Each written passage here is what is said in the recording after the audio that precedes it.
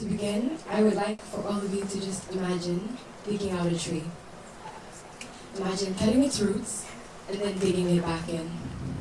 What do you think will happen? That tree would eventually wither away and die. That is because its roots are vital for providing nutrients and water that allow it to grow and flourish. Marcus Gravy said, "The beauty of our world lies within the diversity of its people. A people without the knowledge of its past history, culture, and origin are like trees without its roots." In today's world, we have a lot of individuals and communities who have lost touch with their roots. This is mainly due to modernization. Modernization refers to the process by which societies transform from rural and archaic to more industrialized, advanced, and technological structures. This transformation involves a shift in economic practices, social norms, cultural norms, and technological capabilities. Modernization has a lot of positive impacts, such as economic development, technological advancements, improved living standards, and global integration. However, I want to challenge you all today to look at modernization from a different lens. And this is its impact on culture. Modernization leads to cultural homogenization. This refers to when global trends overshadow local traditions. Modernization leads to a loss of traditional values, environmental degradation, social displacement, and economic inequality. There are many factors that derive from modernization that affect our culture. The very first one is globalization. Western media and fashion dominate our world, overshadowing local traditions and leading to cultural decline, especially among younger generations. Secondly, modernization leads to urbanization. Migration to cities causes a break from rural traditions, weakening community structures, displacing indigenous communities from their ancestral lands. For example, I want to start with my first case study, and that is the Maasai. On 10th June 2022, security forces violently and without due process removed the Maasai community from their ancestral lands, leaving 70,000 people without access to grazing lands that their livelihoods depend on. That is 70,000 people who have lost touch with their roots, 70,000 people who don't know how they're going to provide for themselves, their communities, and their families. The Maasai have faced similar struggles in Kenya as well. With economic changes and the benefits tourism brings, there have also been pressures to alter traditional practices. The Maasai community are increasingly engaging in tourism, with a lot of younger Maasai adopting modern clothing, education, leading to a shift in traditional values and practices. Apart from that, modernization has brought a lot of change to education as well. Schools often emphasize Western knowledge, sidelining indigenous language and cultural practices, which disconnects students from their heritage. But it also makes it very difficult for them to learn, especially if they're not being taught in the language that they're fluent in. It is important that a student is educated on their past histories of their countries, because it's imperative for an individual to understand their past, to understand their present, and to build on their future. Modernization has brought a lot of change and economic pressures as well. Traditional crafts and agriculture struggle to compete with mass production.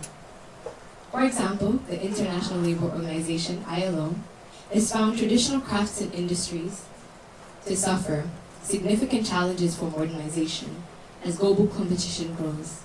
I want you to think of a family whose livelihoods depend on sculpting, for example.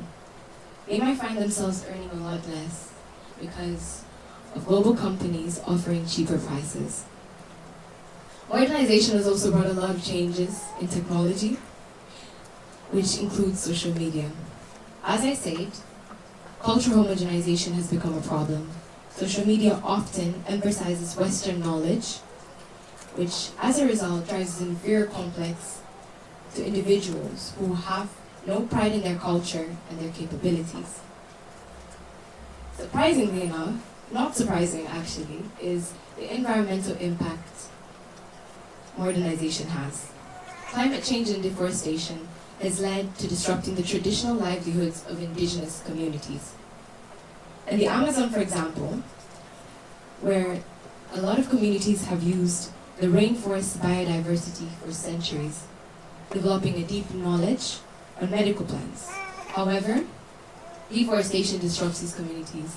This leads to a loss of invaluable knowledge as they are displaced from the environments, are destroyed. Political changes as well. Western legal system often replace traditional customs and laws, undermining traditional governance. When it comes to legal pluralism, balancing state and indigenous laws, it becomes a very complex problem, particularly when interests clash, such as indigenous communities losing their land, as the Messiah has cited, and resource extraction. There have been a lot of religious changes, often replacing belief systems, leading to the loss of traditional lifestyle, rituals, and spiritual practices.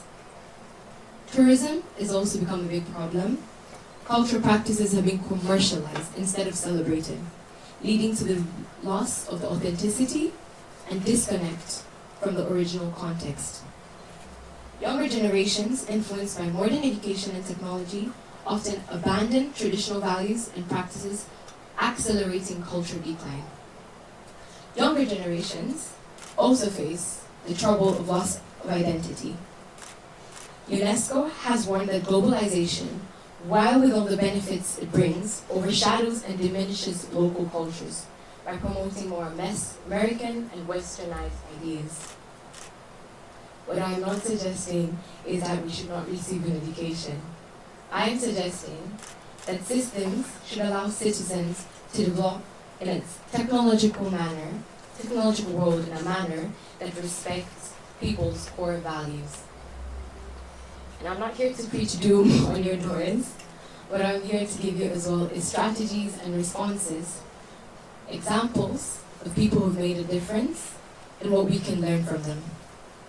For example, what we can do is cultural documentation and education. UNESCO Intangible Cultural Heritage Program aims to document and safeguard intangible cultural heritage, individual rights, rituals, festivals, and traditional knowledge. Local communities can learn from this, collaborate with the government to create cultural archives, such as cultural heritage as we are in today, safeguard intangible artifacts, and teach younger generations about their heritage. Legal protections such as World Heritage Convention and national heritage laws safeguard cultural practices, and what we can learn from this is to implement policies that recognize indigenous land rights. Community-based initiatives like grassroots, like also Survival International, advocate for the rights of indigenous communities. Similarly, communities can establish local cultures, centers, host traditional events, and engage in cultural tourism to maintain and promote their heritage.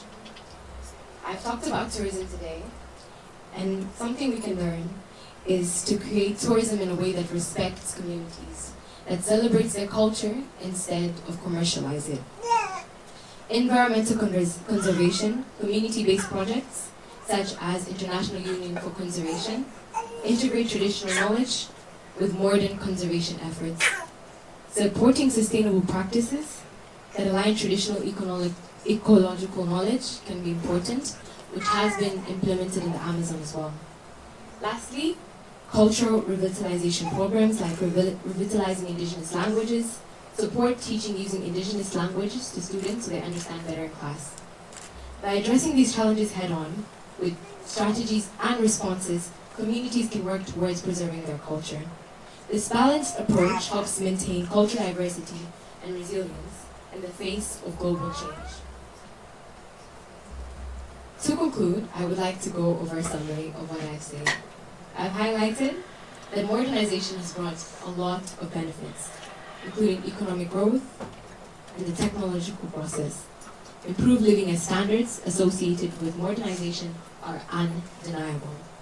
However, the risks are cultural homogenization, environmental degradation, and social displacement. To navigate these complexities, it's essential we find a balance between modernizing and preserving our culture. This involves recognizing the value of traditional practices and integrating them with modern society.